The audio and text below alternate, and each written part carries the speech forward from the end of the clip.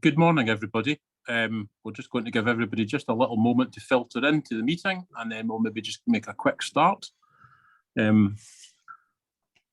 me begin by saying my name is Stuart Galloway. I'm a Professor of Electrical Power Engineering at Strathclyde University, but it's also my very great pleasure to be the Chair of the Scotland-Malawi Partnership Renewables Forum. So today it's really excellent to see that we've got a number of participants who are still filtering in, and we're running a session today where everybody is welcome. It's really good to see all of you here. Our intention really with today's session is to do two things really, is to look at some uses for different types of renewable energy in Malawian applications. And those applications, reach from things like education in schools, in healthcare, possibly in agricultural situations. But the emphasis really is about renewables in context around those sort of end uses. And we'll maybe hear some, hopefully get some discussion going later on in relation to that. I think recently colleagues might be aware that there's been some challenges with blackouts and for energy use in Malawi. And we think that renewables have a role to play in some of the bringing sort of more stability to local energy solutions for particular applications, but as well as helping support perhaps national infrastructure as we go forward. So I see the agenda. Hopefully you can see that, colleagues. You can see the agenda before us today. We've got three interesting talks ahead of us, which relate to sort of different aspects of renewable energy use, in particular links to solar microgrids. Our intention is to then have a Q&A discussion together. And then this is, we're going to go back and look at some of the activities that the forum's been doing and some of the actions that we've had from previous meetings, and then just move on to next steps for the meeting. So let me begin by introducing our first speaker today. His name is Chiweze Gondwe. He was previously worked at Community Energy Malawi, and so many of you might be familiar with him. And also, he's also certainly familiar with our links through Scotland Malawi links. He's worked with Strathclyde University, where I'm based, and my team here, as well as Community Energy Scotland over the last few years. He's now works for GIZ Malawi, and he's the programme coordinator for a project called NDEV, which you might hear about during his talk, I hope. He's got a great deal of experience in delivering renewable energy solutions, and particularly in off-grid communities in Malawi. So I'm going to hand over to Chiweze, who's going to be our first of our speakers today. And so colleagues, if we can take maybe, we'll give Chiweze a chance to speak, and then we'll take maybe some questions at the end, and we'll have time for a few questions. So Chiweze, over to you.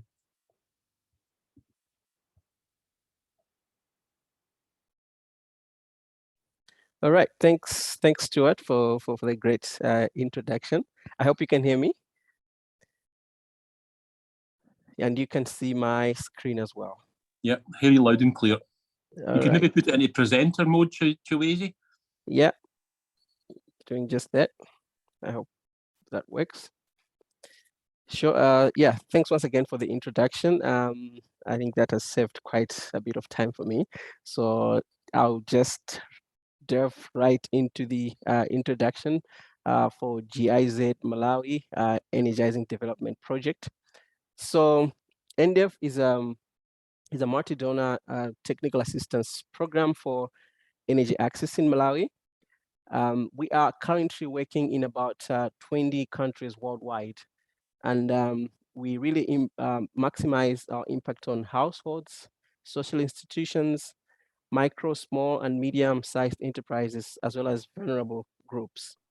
It is a strategic partnership, and we've got about 4 countries that are really our donors for these 20 countrywide, worldwide partnership that we have. So just highlighting a few achievements from NDEV. We've really reached out to about 6.2 million people with electricity, and really focusing on the social infrastructure side of things. We've reached out to about 28,000 social infrastructures, 18,350 of which are schools and 2,000 of which are health centers. So in all these and other interventions combined, we have saved about 2.39 million tons of carbon dioxide per year. Just a bit of a background for NDEV Malawi. As I said, we are a multi-donor partnership, so we have two main projects in Malawi. The first one is what we call the NDEV Core project, and this is where we have Netherlands, Norway, Switzerland, and Germany supporting our implementations across Malawi.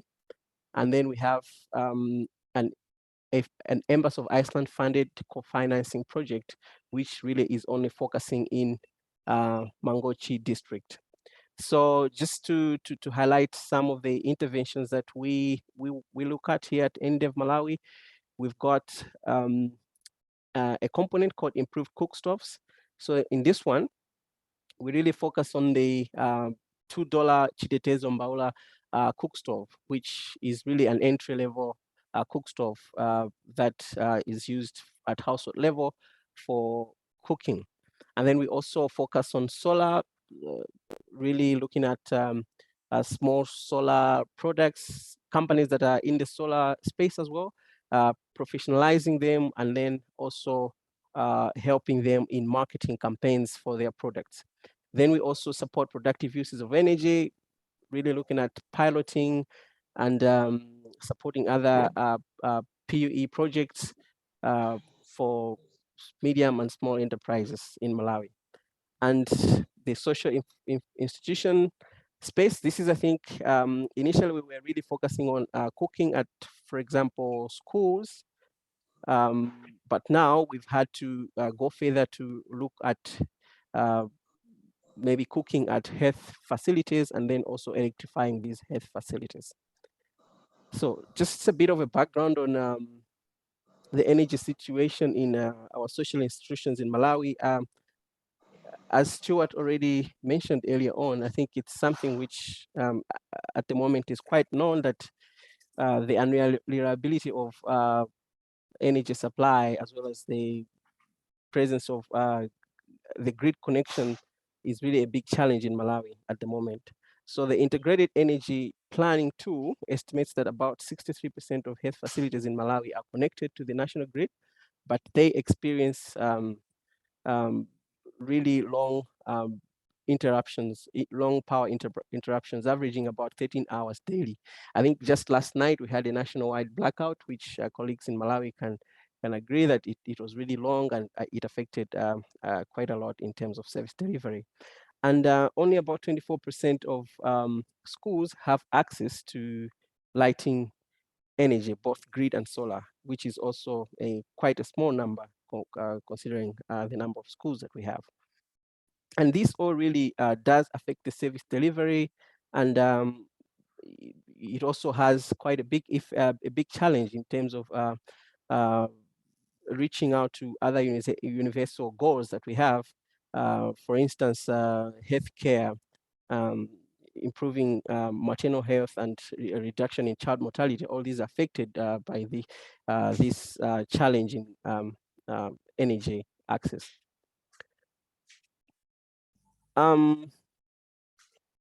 So we also have had a big challenge in Malawi, I think, with the issue of Tropical Cyclone Anna, where we lost about 115 megawatts of power as the Kabichira hydro power system was damaged due to that cyclone. And this has also really affected the number of hours that we've had to go through these blackouts. But then I think in time we've had really an increase in number of installations of these off-grid solar systems. And still, we've had a huge failure rate for these systems. So for instance, the World Bank estimates that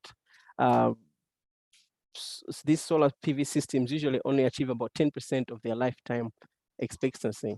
And this is mainly due to several reasons, including poor initial design, then also lack of long-term operation and maintenance, and then end user misuse, just to mention a few.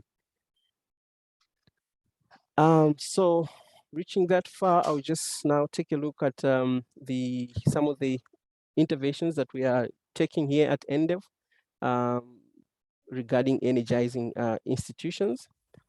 So as I said, we've got two projects. Number one is the Energizing Health Project, which is more of a COVID response project by the German government. And then we have the electrifying as well as providing thermal energy for social infrastructure, which is a component of the Embassy of Iceland funded project. The Energizing Health Project, here we are targeting about 77 institutions to electrify them with a solar PV system of about 2 kilowatts. And then we've got 40 institutions to benefit with 40 50-liter capacity fridge. And these are solar direct drive fridges. And then we've got 113 institutions to benefit on 100-liter refrigerators. All these for the refrigerators to also help in supporting the cold chains for vaccination. And this was done in collaboration with the Ministry of Health and also other partners, for example, UNICEF, to have more of a standardized vaccination approach to these facilities. I'll run through that. I think it's much of it I've already explained. And then I'll go to the second project, which is the Embassy of Iceland funded project. So as I said, this component of electricity and or cooking stroke thermal energy for social infrastructure, this is a sub-component of this Embassy of Iceland project. And really, we have got 4 components in that project, which is market development for solar, market development for improved cookstoves, energy for social institutions, and productive uses of energy. Our targets for the social institutions was to provide or to energize about 12 institutions, but I think we've gone more in terms of our achievements. We've reached out to about 7 institutions, equipped them with guardian cooking shelters. I'll explain more about what guardian cooking shelters are in a moment. And then we've had to provide cooking solutions for primary schools as well in terms of their rocket stoves as well as fixed stoves. This is really for the school feeding programs. And we've reached out to about 8 social institutions by solarizing them. So we've solarized the main buildings and main classrooms, for example, the exam classrooms, and then also staff houses. Guardian cooking shelters. So I mentioned about guardian cooking shelter. This is a guardian cooking shelter. It is equipped with about 10 to 20 stoves, depending on the demand.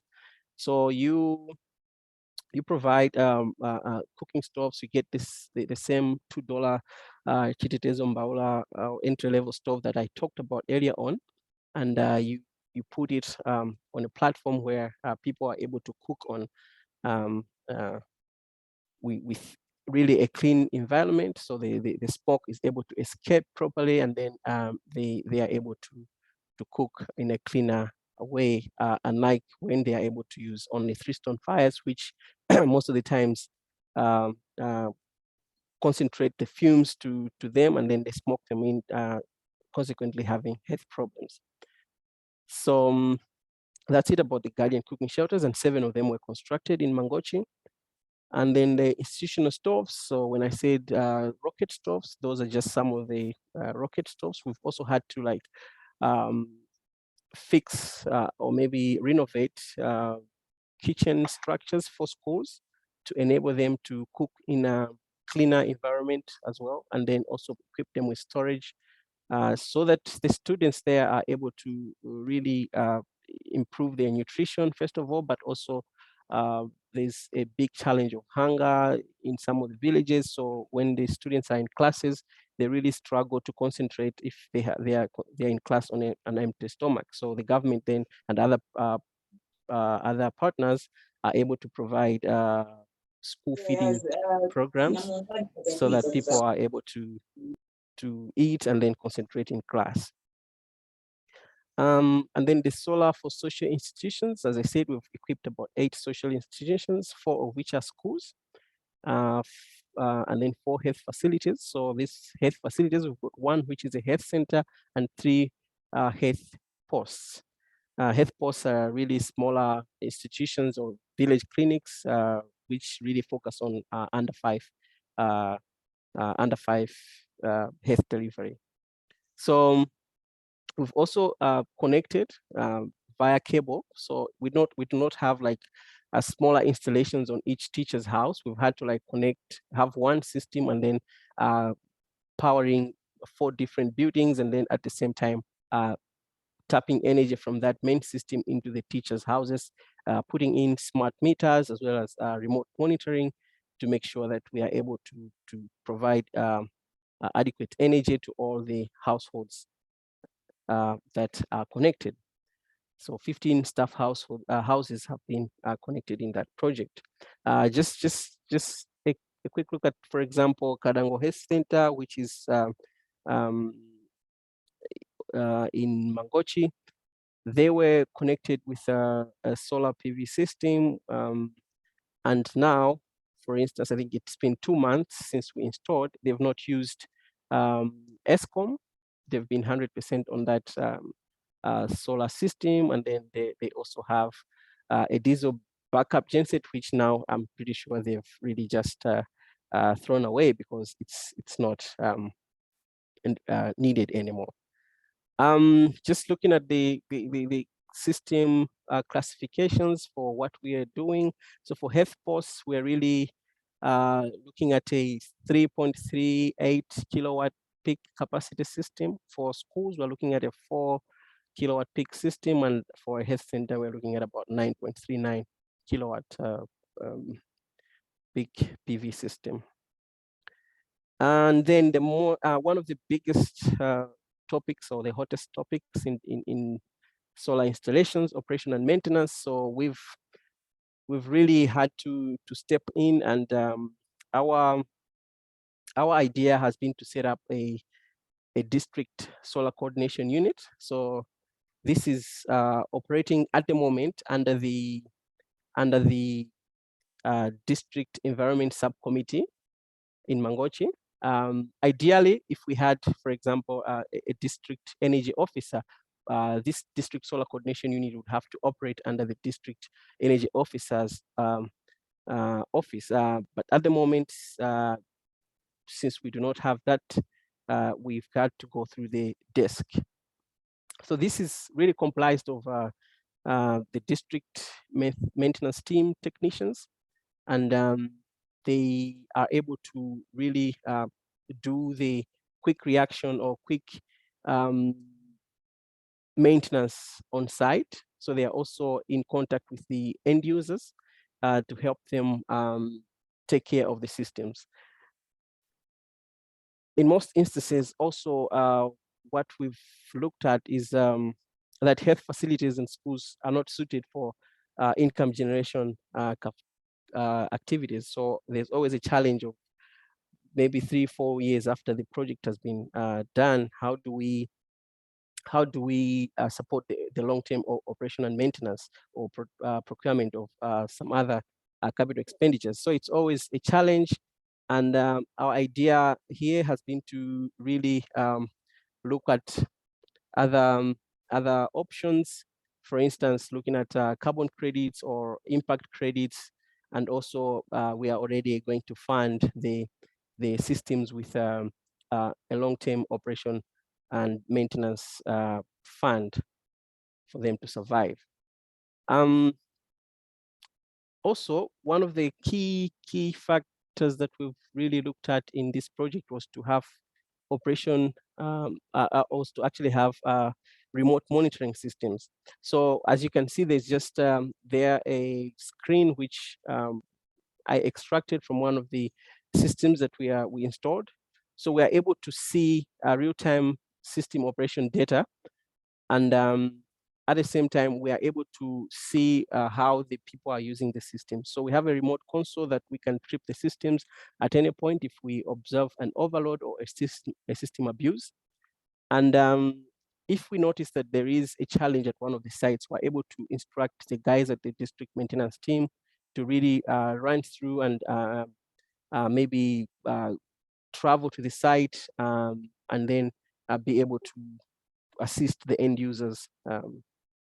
This also helps in the long-term ownership of the projects by the district to also consider different operation and maintenance options. So I think in brief, I would end there so that I can also give space to other people. Thank you. Thank you, Chiwezi. That was a really comprehensive and interesting talk.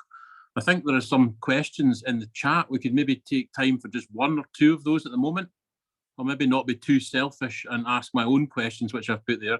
Damien, I think you had a question about to hear a little bit more about the energy use in the teacher's home. Is that correct? Yeah, I thought the example of a school solar PV system that had wired connections to the teachers' houses was very interesting, and there was mention of smart metering. And yeah, I'd be keen to hear a little bit more about the smart metering solution, what kind of what technology was used, and to whom the payments are made from the teachers as they top up the electricity. If that's how it works, it might not quite work like that. So over to you, Chiwezi. Yeah, thanks, Damien. Yeah, indeed, the smart metering solution was thought through to really manage the amount of energy that we are giving the users. So it has, one, it's a solution to avoiding over voltages or under voltages, or just maintaining the systems to give out the energy that they are required to give out to the staff houses. But also, this is an area where now the end users are able to pay a monthly fee for usage of the system. So they have to, the meter will then shut down on a monthly basis if someone does not pay for it. Okay. Interesting. I had a quick question, Chiwezi, if I can be so steal a little bit more of your time at this stage, which was around the cooking area that you described, where everybody was grouped together. I've forgotten the name of it. Forgive me for that. The Guardian cooking solution, is that right? Yes. Yes. So the Guardian shelters, forgive me, that's what it was. I wanted to ask is because it seemed to me that might serve two purposes. There might be a sort of social context to do with cooking, you know, amongst friends as a group. But I also see from an engineer's point of view that it might provide a sort of better platform for trying to power electric cooking, for example, or low carbon cooking solutions. Could you comment on that, for example? What's your thoughts? Is it both of those things, or is it just, you know, or was it driven by one of them? Yeah, so first of all, just to also bring a bit of a background on the Guardian cooking shelter concept, it was really thought of during the COVID times. So we thought of it, the Guardians were using uncleaner solutions, so they would use the three-stone fire to cook for their patients, since most government hospitals don't provide catering services for patients. So they would use a three-stone fire, which was not clean. And at that point, we were also thinking along the lines of how these fumes could affect a patient who's already been, maybe someone who's already exposed to COVID, for example. So it was designed in a way that, first of all, it has to be a safe cooking environment with proper distance among the users, but also just providing a clean cooking space for the members who are, or the guardians who are at a health facility. Mhm. So it's only found at the moment at health facilities. And it, as you mentioned, I think about clean cooking, e-cooking, I think it's also one area where we could already look at providing this platform to be where e-cooking could be tried. Yeah. Okay. Thank you. That is very helpful to understand. And I think it speaks quite a lot to part of the purpose of our meeting today, which is really about trying to understand different contextualized uses, and then perhaps how renewable energy can be brought to those projects, the expertise that's available. So it's led by the context of the project and the need, rather than just a fully engineered solution. So that's really good. So colleagues, thanks very much, Chiwezi. That was a really excellent presentation. We're going to move on to the second of our speakers today, who is Miss Elizabeth Banda. She works for United Purpose Malawi. She's a project coordinator there, and she has played a leading role in the growth of UP's Sustainable Energy Management Unit. She's a central figure there. I think she's been linked with delivering innovative solar microgrids, establishing social enterprise programs, and looking at projects where they're deploying and operating decentralized energy systems. So we're very much looking forward to hearing Elizabeth's talk today, which is on powering social institutions using social microgrids. Over to you, Elizabeth.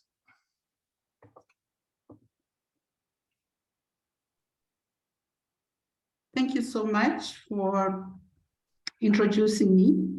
As already mentioned, my name is Elizabeth Banda from United Purpose, and I will be taking you through a presentation titled Powering Social Institutions from Solar Microgrids in Malawi.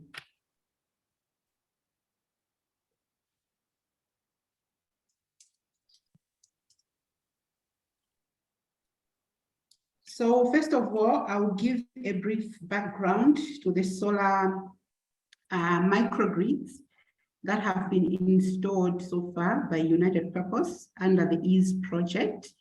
The first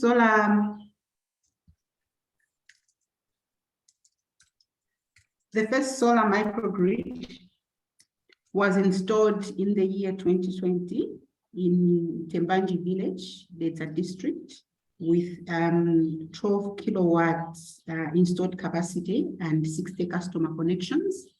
And then the second one was deployed this year in September. And it is in Kudembe village, Data district as well. 10.9 kilowatts installed capacity with 50 customer connections and with potential to connect more customers. So both of these microgrids have provided connections to primary schools and churches.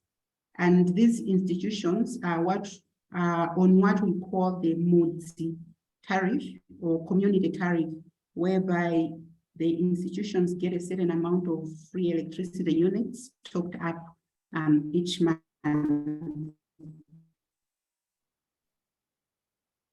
Oh.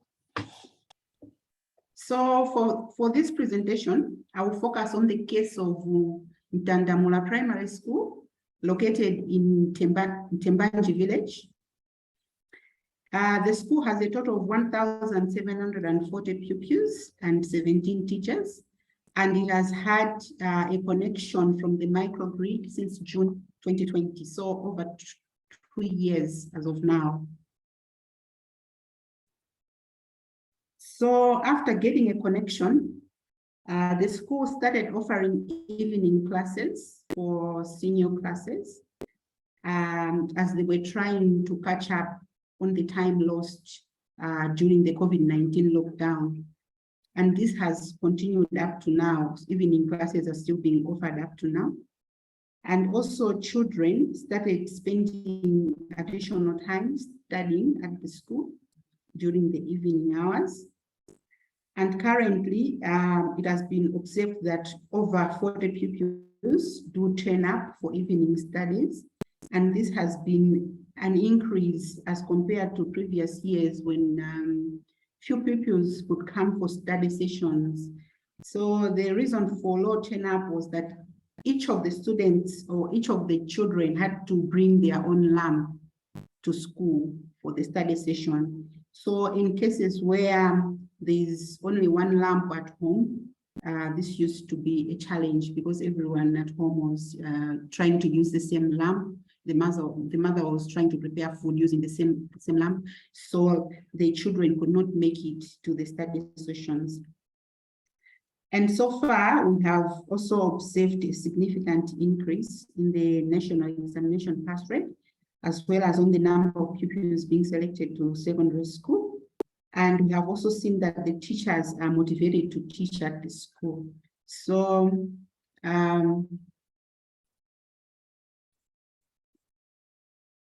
previously, teachers would refuse to come to this primary school. And those that accepted to come could not stay for long because they felt they would miss out on the city life. But currently, teachers are actually applying to be posted to this primary school because some of the teacher houses have been connected to the microgrid, and even those that are renting out from like houses from the community, they have access to houses that have electricity connection. So they are able to use appliances such as fridges, TVs, fans, computers. So they feel that the life there is not different from their colleagues who are in the city. Another impact from having electricity at the primary school is that education tablets were introduced to the school through partnership with Turing Trust. And the tablets came with educational applications where those in junior classes are learning from. And the children from senior classes are benefiting from the tablets through what are called study circles. So what happens is that the teachers upload past examination papers as well as model answers in the tablets, and then the pupils use them during the study circles. So in that way, they are familiar with how, like, the national examinations questions, how they are asked, and model answers on how they can be tackled. Teachers has also been provided with laptops, which are being used for preparing lessons, preparing examinations, and for keeping records. And they are also able to access a lot of learning resources through these gadgets. So all this has resulted in significant time savings and increased quality of learning for the children. So in summary, for the EASE project, we have seen that microgrids can provide significant social impact to schools through provision of reliable electricity. And the reduced tariffs or free units encourage use of electricity at the schools. And also we have seen that partnering with education NGOs can increase impact for these education institutions. And on future plans, we intend to extend the microgrid to new customers, and this will include connecting a newly established health clinic in the village. And we are also looking into providing printing services for the primary schools, for both of the primary schools. That's the end of my brief presentation. Thank you so much for your attention.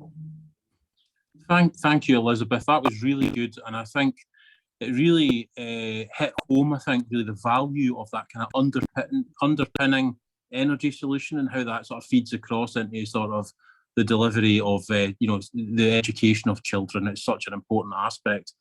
I mean, I've got a quick question for you, which is really, you mentioned right at the end of your talk there about growing things, like growing the electrical applications. How is that being considered? Was that part of the original plan that you were working to, or are you just finding these new potential applications as you go? Yeah, no, this was not part of the initial plan, but because of connecting the school to the microgrid, these opportunities started coming, and we've seen that more impact has come to the education institutions, things that we initially did not anticipate. So when the tablets were donated, they came with educational applications, but they were just for the senior classes, just basically on mathematics and English. So yeah, so those ones, they've been used for some time. So there was a request to say, can you give us new applications? So we're trying to see if we can help them download some more educational applications that can be used during the lessons. Yeah. Mm-hmm. Fantastic, fantastic. So I'm sorry that I'm a wee bit discombobulated. I can't quite see the chat. So I think I don't see any immediate questions there. So Elizabeth, thank you very much. That was a really useful, I think, contribution there through the work that you're doing. And hopefully we'll get some more questions at the end of the discussion session, which we can pick up on some of the points that you raised. So thank you. So I'm going to hand over to our final speaker for this morning, or the afternoon if you're in Malawi, of course, colleagues. And that is Damien Frame, who is a senior researcher at the University of Strathclyde in the Energy for Development group. He's going to tell us a bit more about some energy resilience aspects in relation to a health centre application in Malawi. So Damien, over to you. Thanks, Stuart. I'll just bring my slides up.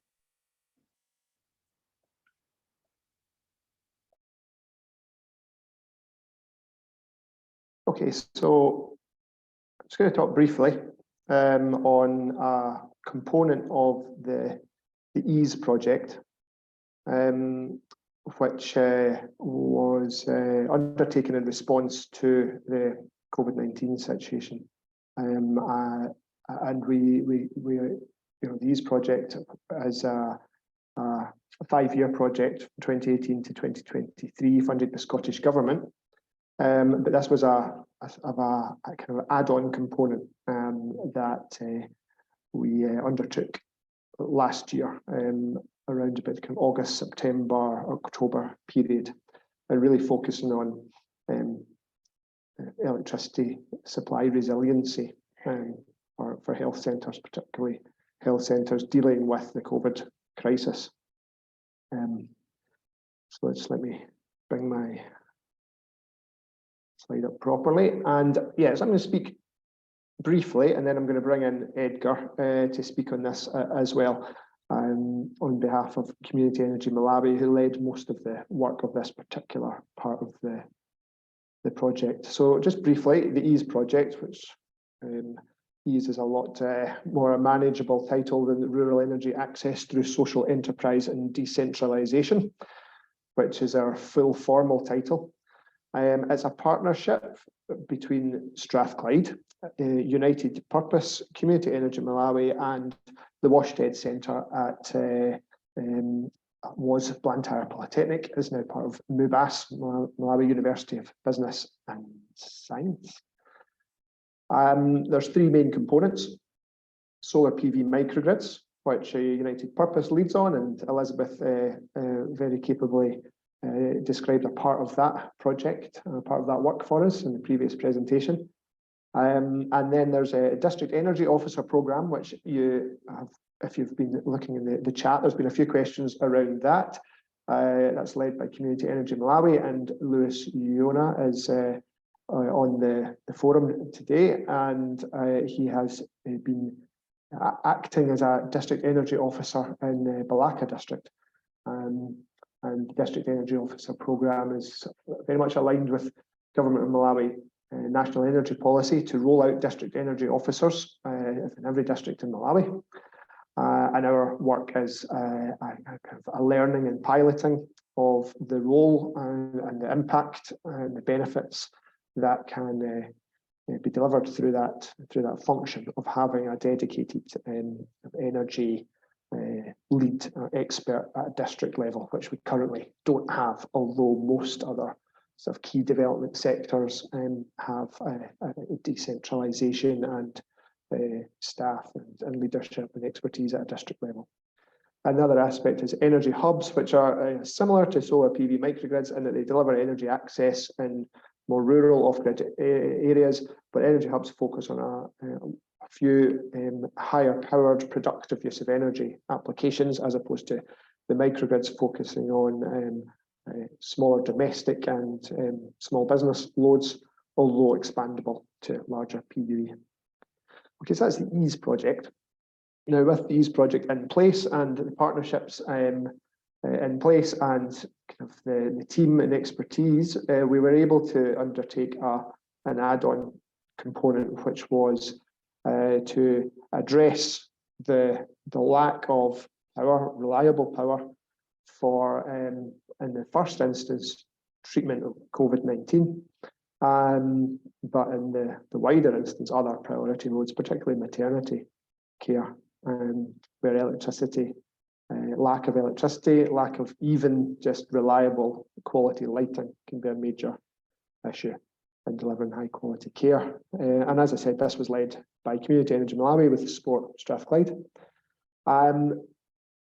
So this was in 2021, August, September, October. In the previous year, as COVID was really just kind of, coming into the crisis was starting, we had some funding from the Scottish Funding Council. We worked with Community Energy Malawi and some other partners, and we were looking at oxygen concentrator applications and some innovation around that. Community Energy Malawi, CEM, led a scoping around the northern district of certain key health centres. That builds on their already kind of wide engagement across the country with rural communities. So there was already a strong awareness of some of the needs that were there. So we had a strong kind of understanding of very important but more rural, larger health centres, hospitals, where they were coming under increasing pressure. There was initiatives and support being provided or to provide kind of COVID isolation wards, oxygen treatment, etc. But although they had grid connections, the grid was very unreliable, and many also had some diesel genset backup, but fuel availability, fuel cost provides another barrier to providing the necessary reliable energy care. And in some cases, it might be manageable to have several hours without electricity, but delivery of babies doesn't wait for the electricity supply to come back on. And when patients require oxygen treatment, then that's not something that can be interrupted without serious, if not fatal, consequences. So that was the problem that we were addressing or contributing to the solutions for across.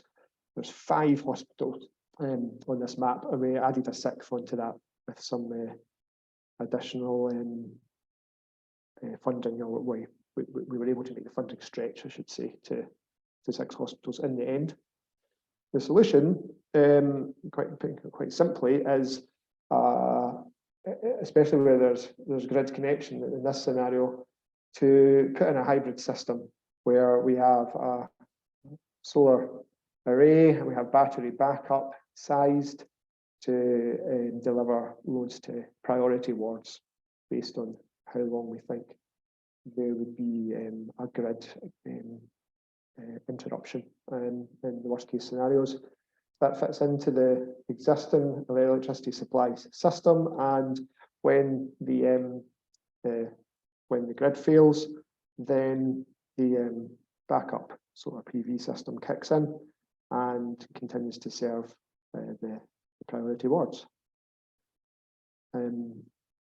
It's quite a kind of well understood solution. It also allows a kind of a balance to be made between resources, and rather than having the expenditure of having to install an entire hospital's supply system from solar PV, this allows a balance between making the best use of grid supply when it's available. But it also reduces the need and can eliminate the need for a diesel genset backup. Type of system we were deploying was around about 4 kilowatt peak PV array, and around about 14 kilowatt hours of battery storage, focusing on a lithium-ion battery storage solution because of although more expensive, the expected lifespan is dramatically different to that of lead acid and gel batteries. And battery technology and battery lifespan in tough conditions and tough use scenarios is one of the main reasons for the stats that Chawezi referred to earlier in terms of the lifespan of systems and how long they last. So yeah, we were very keen that this should be, a high quality solution with good high quality lithium-ion storage and also remote monitoring to allow us to keep an eye on the system's behaviour over time. I'll just flick through a few photographs of the systems and the teams delivering them. We're linking into these as I said, these COVID response programs, very much focusing on oxygen concentrator loads as the priority loads, and then moving on from there. And these size of health centres, so not rural health posts and not full-scale hospitals in an urban environment, but in a rural area, but a larger health centre serving quite sizable population catchments. Okay, my last slide here, just kind of a little bit of a summary of the impact. I mean, the systems have been operating successfully for over a year now. Very positive reports from the end users, talking about saving 50% upwards on electricity bills. That's not even accounting for the costs of the diesel generators that have been displaced, and also the ability to provide a better local service without having to refer to the urban city hospitals because they didn't have the equipment and the facilities, not so much the expertise staff-wise, but the equipment and the facilities to treat patients. And copied a couple of links here. So if you look at our website, there's a blog. You can hear more or read and see more of this. And also CEM on their social media have a lot of really interesting material and video material. That's a quick link to the CEM video YouTube channel where there's videos specifically on this project, but also other work that CEM do. Okay, so I've spoken a little bit longer than I planned to actually, but I would like to give Edgar the chance to comment here. I did invite him to do this presentation. However, he's pretty busy and he's out in the field a lot at the moment. So I accepted the responsibility to put the slides together. But Edgar, would you give us a few comments and some of the latest feedback that you're getting from the hospitals, please? Yeah, thank you very much for the presentation. I think it has just captured everything that has happened so far. I think I'll just add a few things on the impact. I think what we have noted is that in all the 6 hospitals, I think about 5 of them now that were on ESCOM, I think currently they have been calling us that probably we should help them design a bigger system that should probably solarize the entire hospital, because as you are aware, Chawezi just mentioned that we are experiencing 13, 14 hour power cuts. And I think since last night to now, other areas are still in blackout. And I think currently they have been able to appreciate the solar technologies in terms of alleviating the energy crisis in their different hospitals. And I think one other thing that I've also been told is that with the solar systems, especially for hospitals like Zambazi, St. John's, Atupere, and Karonga, with the reduction in expenditure on electricity bills, it means that they've got like a bit of more resources free going towards the purchase of medicine and other things, something which probably is also quite significant. And I think currently almost 4 hospitals reported that with COVID-19 gone, what they have now done is to sort of like reroute the system so that they should at least support the lighting in the entire hospital, especially when there are like blackouts at night and all that. At least there should still be lighting in the hospital. So in a way, we would still see that the impacts are going beyond the COVID-19 and still sort of like helping to improve the services. And one interesting thing is that in all the 4 hospitals, I think whenever they've got problems, they've got electricians right there. They only contact us when they want to sort of like buy like materials to replace some of the things that they would want to replace. I think if I would mind, like in Hamenya and St. John's, where they were looking for some circuit breakers, and then they were saying, no, we don't want to buy anywhere else. Can you guide us where we should buy? And so we're able to say, okay, you go to the following shops is where you can get the sort of materials that we installed at that moment. So to us, I think this also gives us a bit of encouragement that the hospitals are taking serious issues of operation and maintenance. And I think they've got some resources to that effect. Unlike in the case of Chawes, where probably there is a special maintenance fund, I think for us to just let the hospitals manage the maintenance and operation of the systems on their own. And the good thing is, I think all of them, they have set aside some resources, and they are fully supporting the operation and maintenance of their system. I think over and above that, thank you very much. I hope you captured everything else. Probably I can just add that with the story mini grid, I think an impact survey recently, we noted that with the story mini grid, about 57% of the customers did report that their children are studying an average of 7 hours per week. I think all these are like the positive impacts of renewable energy on social institutions. Thank you.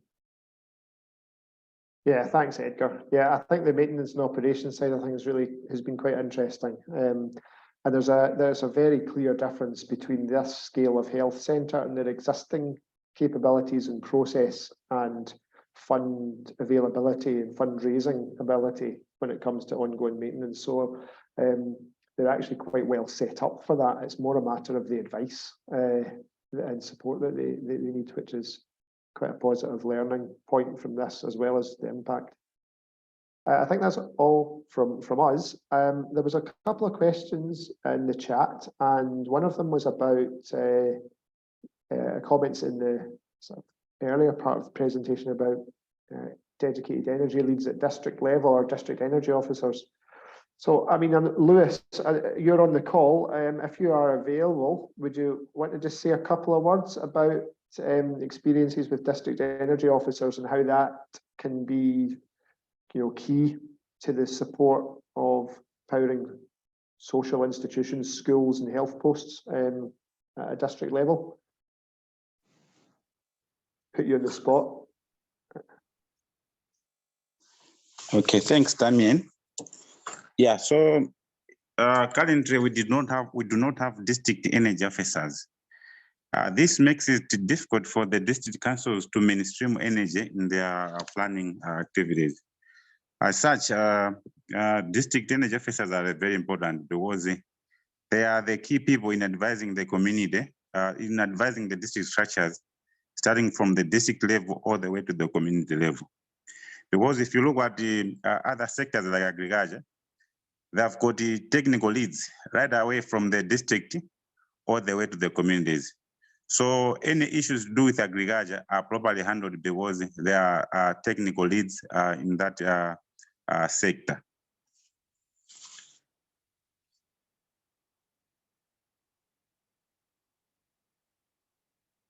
Sorry, I'm muting myself. Okay, thanks, Lewis.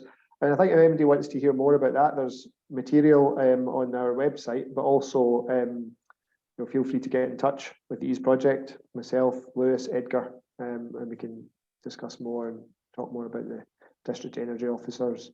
It's something that we're keen to put quite a lot of our sort of project learning out. We've got a programme of dissemination over the next 6 months where one of our main targets is sharing the learning from this with key stakeholders in Malawi and Scotland. So keep an eye out for that. Excellent. Damien, thank you very much. That was a very clear presentation with some really powerful images, I think, really, of the good work that you've been doing there on the project. We're into our Q&A discussion session now, colleagues. So I wonder, maybe Aaron, perhaps you could maybe just help me out and scan the chat to see if anything has been covered. But we still have Chiwezi, Elizabeth and Damien today with us, who were our speakers today. So if you have any questions for them, or you have any questions in relation to the, the Renewable Forum, then we'd be very happy to try and address them here in an open discussion. So either you could put any questions you have in the chat if you don't want to speak, but it would be wonderful if you were able to introduce yourself and ask your question, as part of the forum. Anything there at all? Anybody like to come forward with anything? Don't be shy. No, well, that's okay. I'm sure there'll be the opportunity to follow up again with our speakers, after the meeting, if that would be useful to you through the SMP. I think we've got a hand up, Stuart. Oh, have we? Sorry, my apologies. I can't actually. This is the trouble. You can't actually quite have everything on the screen. I think I put the wrong one up, but yeah, this is Stuart Ross. That's fine. So please, if you'd like to ask your question. I'll try and be very brief, because we are a commercial entity in Malawi. We're a farming entity, and we got involved. We extract about 500,000 litres a day out of Lake Malawi using solar. Our experience, and I know I'll try and be brief, but we run the water around the farm. It is a crocodile farm. And we then into a holding dam, and then we then irrigate, send the fertilized water over into the community fields to irrigate about 100 farmers' plots. What we found, and I think is the technical expertise is not available in Malawi for a lot of the solar. We've had to more or less install it ourselves. And we, things that you saw with inverters, if it goes wrong, it creates a problem. However, what Chiwezi says is that the buy-in from the community is really important. Solar is the way to go. I mean, as I said, it's a large amount of water that we extract. We'll probably go to 1 million litres a day next year. And the way we extract it is not, we have boreholes, but it's mainly through a well point technology system, which it can be used throughout wherever there's a body of water. My comment is that solar is great, but it needs to we can expand. The schools in our area are not. We can expand quite a bit, both water and solar, but obviously that needs funding, and funding is not available locally. So just a brief comment, if anybody wants to see what we're doing, we have a YouTube video I can send around, but that would be great. So that would be excellent. Just out of interest, how big an array do you have to pump so much water? I mean, how big is the solar array? We have the technical. We have 4 pumps. We're going to 6 pumps. So I think we have 9 panels per pump. They're 360 watts per panel, and the 4 of them on solar. We're going into the next 2 pumps that we put in will be electrical. You can't. What we found is like we have cold rooms and we have incubators. You can't. In a Malawian environment, we tried to get solar in there, and they just couldn't manage the load. So we've stuck.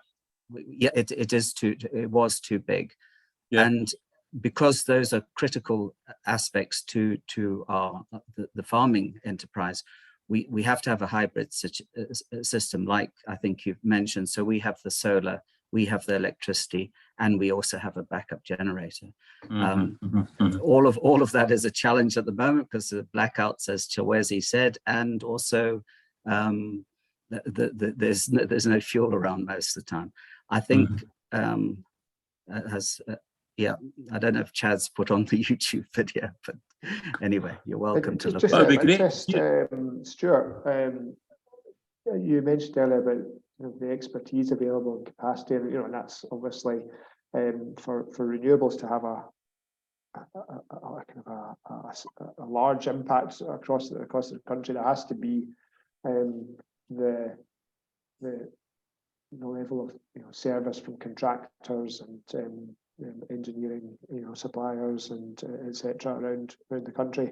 Just interested, are you aware of the Renewable Energy Industry Association of Malawi, RIAMA, and did you engage with them at all on trying to source any support? I'm just interested to kind of hear your experience. No, we pretty much, when you start a project in Malawi, you go to the Malawi Investment Company, and they're supposed to put you on to all sorts of people. So pretty much we did it ourselves. But we are a commercial enterprise. When you go into the NGOs and the local guys, they don't have that ability to go to have the resources to do it ourselves. And I mean, my partner is a farmer, and farmers obviously have capabilities far beyond most people in sort of installing it. So yeah, no, I wasn't aware of it. Okay. Well, and it would be very good to maybe chat offline as well if you want. It'd be certainly good to see your video, Stuart, about the work that you're doing, really, because it's certainly new to me, and it sounds very interesting indeed, the combination of these different loads. I noticed that Aaron has got his hand up. Aaron, I wonder if you've still got a question? Yeah, thanks, Stuart, and thanks to the speakers. I thought there were some really interesting presentations there. So I've got a wider question to Chukwueze and Elizabeth. In terms of powering institutions in Malawi, what's your ideas or recommendations for the business model? So as we know with solar, there's the expenses for the capital costs, and then there's the expenses for the ongoing operation costs. And I know Chukwueze had mentioned that you'd been able to reduce these some of these costs through the remote monitoring and local training to bring them down, but we still need to be bringing in some income for replacement of components. So when we're pushing for productive uses of energy or even domestic energy, there's ability and willingness to pay there, because people are using the electricity to run a business. But for social institutions, there's not necessarily money being made. How can we, what's the business model? Should there be subsidies? Is there an income from the schools or the health centres to pay directly, or should that be coming from the government? What's happening at the moment in terms of the business models, and what should ideally be happening to make sure that all of these rural health care facilities and schools have got solar, and how do we get a sustainable business model? Maybe Chukwueze first, and then from your experience, and then Elizabeth can talk from the microgrid experience. Yeah, thanks, Aaron, for that question. Yeah, from our side, really, it's also a big topic of discussion, talking about operation and maintenance for solar PV systems. What we're trying to do at the moment is to really pilot extra usages of the systems that we are installing. So, for instance, we are looking at having an idea of what we're calling mobile power. So having an installation that is a different business altogether, just dedicated to generating funds for operation and maintenance of systems in a particular area.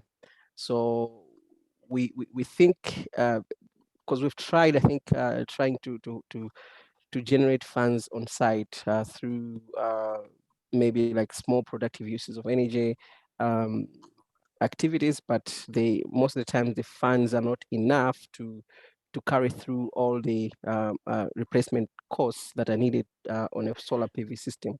And then at the same time, we're also looking at the technology side of things, so focusing on longevity of the systems. For instance, we've been using previously the lead acid batteries, but now we are changing. I think I also saw the systems that were installed in the northern part of Malawi for the EASE project, the Pyrotech lithium ion batteries, which are maybe given like 8 to 10 years of operation. So which is good because at that point you're also able to assess other impacts of the system. So we're looking at longevity, but also piloting other systems that would be dedicated to powering the operation and maintenance contracts. Yeah, maybe I'll stop there. Thanks. Elizabeth, do you have anything to add on the microgrid business model and powering institutions? Yes, so from our microgrid experience, so far we have observed that the power being generated from the selling of electricity at the moment, the revenue is only enough to cover for the operations and maintenance, but in terms of replacement of components, the revenue cannot replace the components for the system. So we have tried to offer different tariff categories for different users in the community, and as mentioned in my presentation, for the institutions, we're using what we call the multi-tariff. So initially, we said, okay, we'll give them 3 units of electricity every month. Then after that, if they finished that allocation, they should be able to buy on the pay-as-you-go tariff. And the institution expressed willingness to pay because they have school funds which are available, can be used for that, and also they are able to indicate the expense in the monthly budgets to the government. So they said such funds will be available, but given that what the appliances that are using, they don't have a lot of appliances being used, it ended up that whatever allocation we're giving them per month is actually enough to take them throughout the month, but they actually have funds which can be used to pay. So I would say it's good that these institutions should be paying for such services if such technologies are to be sustainable. Thank you. Thank you, everyone. Cameron, I can see you've still got your hand up. Do you still have a question? Yeah, I just wanted to ask the group a quick question. Sure, go. And also to introduce myself, Yeah.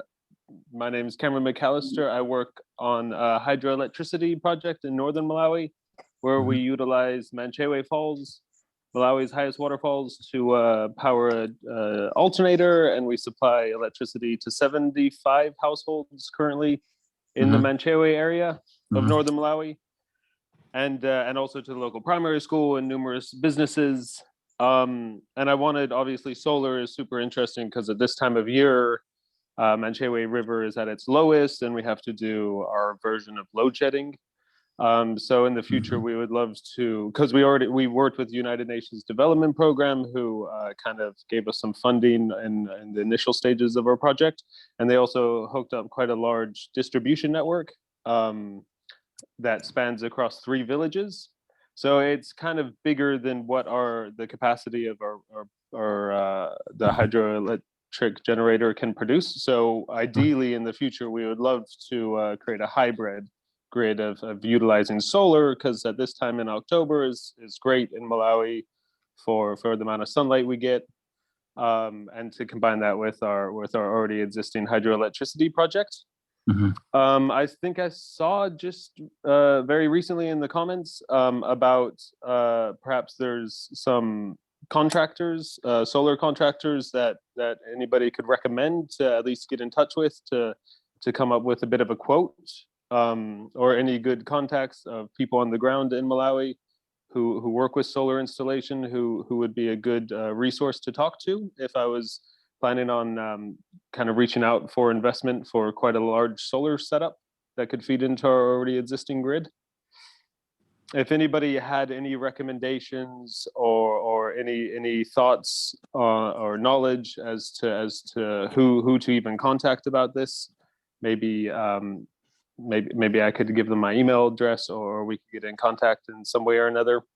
Sure. If you Just could put your email address in the chat, Cameron, that might be helpful, because Sure. we'll definitely try and follow up, I think, with people that are on the call anyway. But I mean, not to try and volunteer Stuart Ross, but clearly he's got a large solar project doing the pumping thing with Lake Malawi.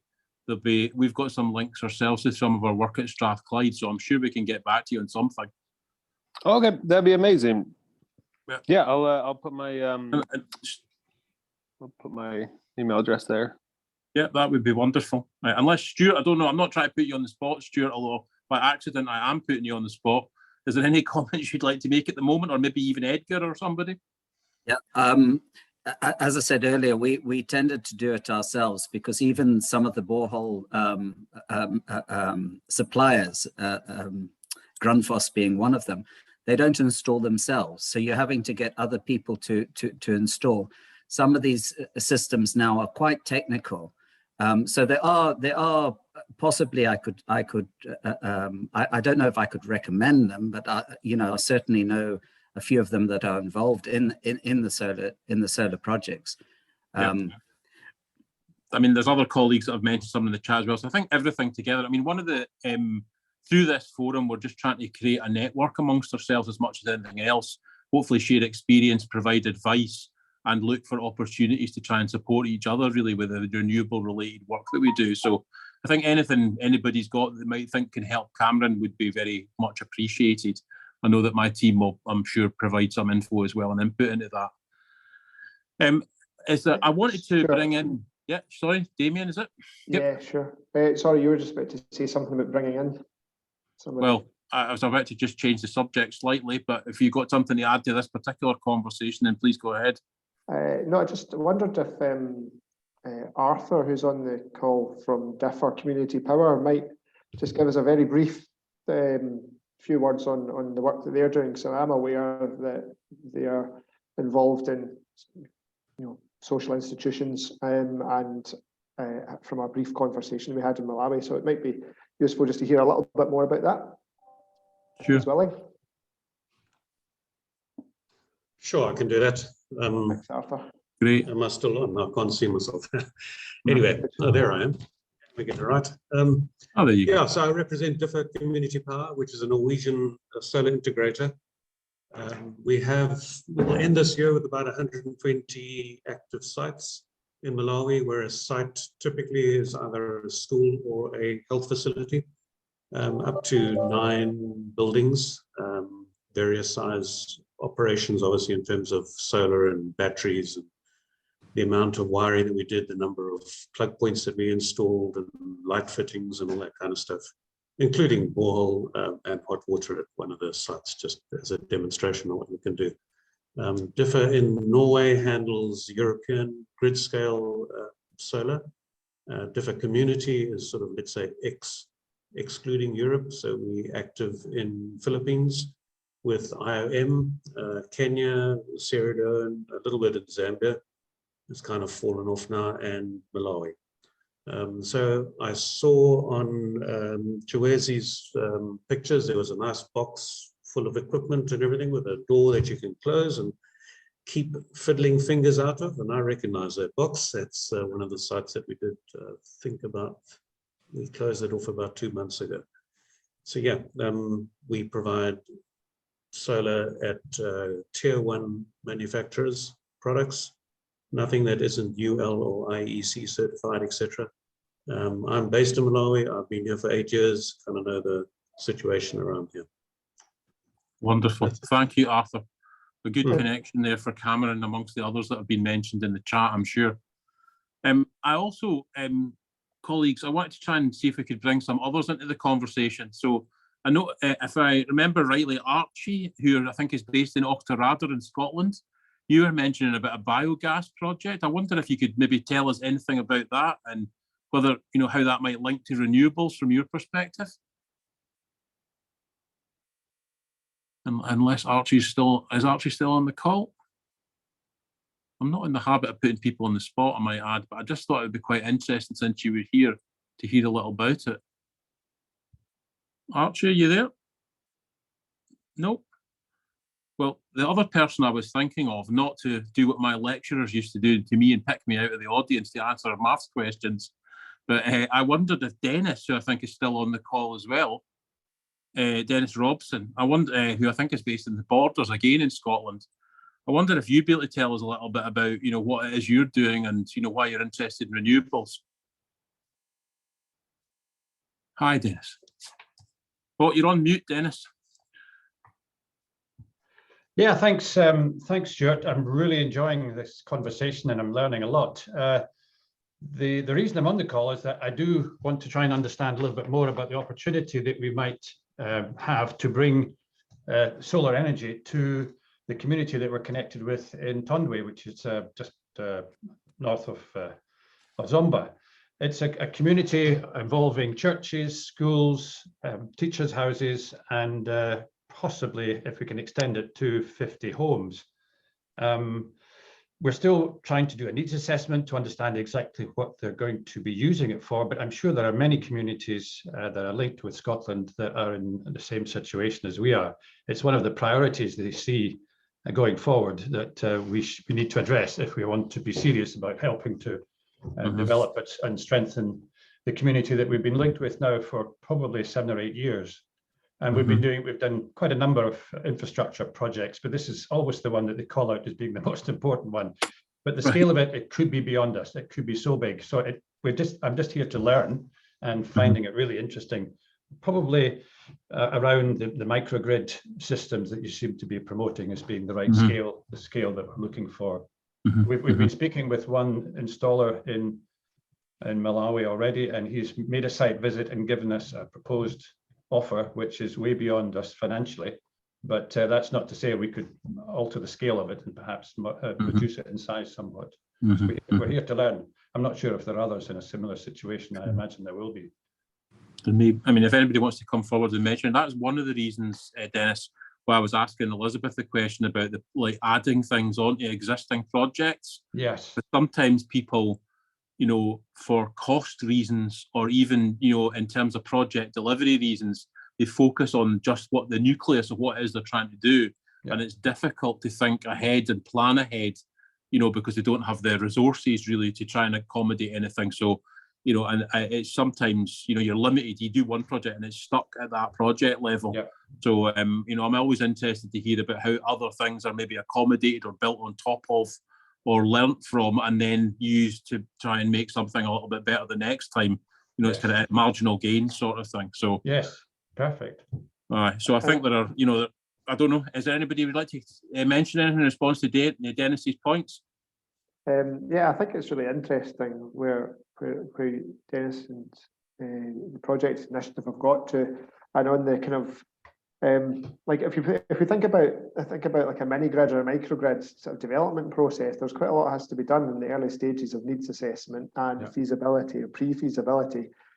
But there's also, and then a large mini grid can be very expensive. But there are also quite a lot of funding programs looking for pipeline, and I don't know if Chiweze or Edgar would agree with this, but when funding comes online for sort of renewables, decentralized renewables, rural electrification, quite a lot of the time people are scoping those projects looking for viable sites. Where should we go? Where is there, where are the project opportunities?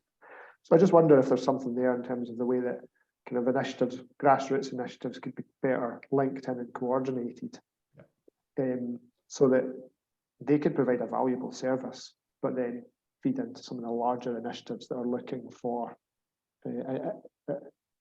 opportunities and places to go where they have a viable mini grid opportunity with an engaged community, support of grassroots initiatives.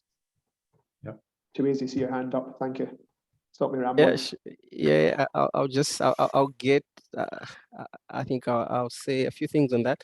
I think most recently, there was the launch of the integrated energy plan. I'm not sure if you've seen it already, Damien, but I think that's quite a huge opportunity as well for site identification, as well as just seeing which areas we could really go with our initiatives. So I think for me, the starting point at the moment is the integrated energy plan, but also I think as we've already been doing it, doing the different site assessments, I think Community Energy Malawi has done quite a lot of that. And I think they're quite resourceful as well in terms of the experience they have and the technical know-how. I think it's quite easy to collaborate with such players to identify where we can do what. Thanks. Maybe Thanks, Edgar Stuart. can probably get in here. Yeah, no, I agree. And I think that links into some of the things we mentioned earlier about district energy officers, local planning. Again, that's one of the kind of big roles of a district energy officer, would be sort of being able to coordinate and link up initiatives with funding programs. So there's, you know, another clear role and benefit, I think, from that kind of activity at a local level. I don't know if there's something that we could be thinking of in terms of the forum here as a way of helping facilitate more of that. So linking between some of the Scottish initiatives and that kind of the bigger picture in Malawi and the larger organisations and smaller organisations that are doing that scoping, and they're looking for partnerships and sites and places to go, and also where plans are being put together, then how does, you know, a community like the one Dennis is talking about, how do they engage with that? How do they put their hands up and get themselves included in that process? So maybe there's something there that we could try and support a bit. Brilliant. Thank you. That'd be good. And equally, Dennis, we are only in Glasgow primarily, so if you were ever over our way, it would be wonderful to get a chance to hear a bit more about your work, and we might be able to assist depending on circumstances. So in the interest of time, colleagues, I think we're coming towards the end of the session today. I think we might have another slide, Damien, really, which I think might cover some of the actions and intentions, really, outcomes and actions from our previous discussions. Do you have that to hand? Sorry to put you on the spot there. I know we're in full flow with the conversation, so thank you very much. So at the previous forum we had, which was was a little while ago, it might have been 2019, but as I think with many of us, COVID has really made the thinking back of how far away things were quite tricky. These were some of the things that we picked up from our previous meeting together. And I just wanted to share these with you again, because I think in the majority of cases, they are still relevant. But so just to pick through them, we would be, our intention through the forum would be to try and pull together a list of the different renewable energy projects that are existing, that are linked to the Scotland-Malawi partnership in some capacity. Then we do that through chatting to forum members, as we're doing today, and the various stakeholders who are involved, and try to find out what the purpose of those projects are. The reason why I think that could be useful is because there'll be many situations, even as we're seeing today, just at the beginnings of, there's some shared experience that we can communicate, knowledge exchange that we can communicate amongst ourselves, which I think can help people, because sometimes it's about making the connections. Other times there's a technical matter. I think we can really share things. So the intention with that reporting would be to try and begin to pull that together. We would then, we thought we would pull together a map, like a geographical map of locations of where these projects were, and link that to things to do with the Government of Malawi's national energy policy, which had been mentioned as well during the discussion today. I still think that sort of geographical location thing might be quite helpful, because sometimes projects are very nearby to where others are working, but they're just not familiar with what's going on. So I think there could be a good sort of spatial aspect to doing that. However, if we were to do these activities, we would need data, and part of that data would be to find out a bit more about your projects, because they would obviously be points on the map, as it were, for the things that are ongoing. So I think maybe we'll work out how to do a wee follow-up with you, really, but it would be good to know a bit more about your work, some of which is new to us today. So, you know, Stuart Ross's project is something that I've not been that familiar with, but it sounds really good. And it would be, you know, there's a lot of experience there about doing one thing in one way or another. So the intention, though, would be to try and build on, you know, this conversation, look for ways of communicating together. Perhaps if there's enough appetite and enough activity, we would do things via newsletters, but, you know, we might at the begin with rely on social media. So anyway, I just wanted to share this with you. And this is not an absolute fait accompli. I just wondered what your feelings were on this. Would these things be useful, do you think? Do you think they're still relevant? Would they be helpful to, you know, you and the projects that you're trying to deliver? Would it just be general information and you'd rather do something else? You know, we'd like to hear from you. I mean, I don't know if anybody's got any immediate comments on any of these things, but there's not a great deal of time left on the call, but if anybody would like to say anything. Yeah, so yeah, exactly. As Stuart's mentioned in the chat, I think probably in the interest of time, it would be great to hear from you by email. But these were our thinking at the time when we were at our last meeting. We could do a list of what's going on that's linked to the Scotland-Malawi partnership. We could do with that sort of geographical and spatial element to it. And we would use that as a vehicle for connecting people together, sharing experience, building on knowledge, possibly enhancing project delivery with the renewables, basically. So that's fine. Damien, I think that was okay. I think all that remains for me today is certainly on your behalf to thank all the speakers. They did a great job in giving us a sort of really topical and varied set of perspectives and the opportunities that they've had for the projects that they're involved with. I think there's been quite clearly some really good work going, and it'll be good to continue to share that good message. To thank the team at the Scotland-Malawi Partnership for helping us host the meeting today, and also to thank all of you for taking part, because without you, we are, you know, just on our own, and I think we are much better together, you know, as partners in Scotland and in Malawi. And I look forward to hearing from you by email and otherwise, and look forward to helping with your involvement set up the next forum meeting in the next few months. So thank you very much, everybody, and enjoy the rest of your day. Thank you again. Bye-bye.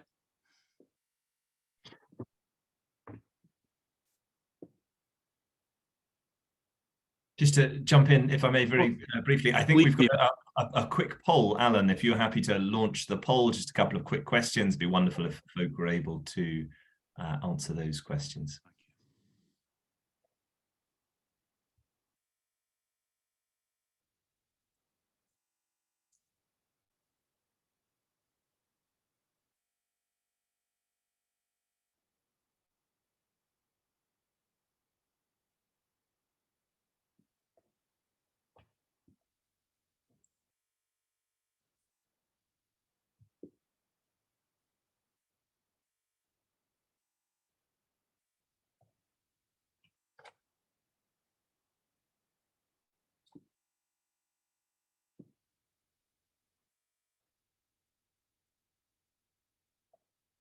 Thank you. I think, thank you, Stuart. You might want to stop the recording, David, perhaps.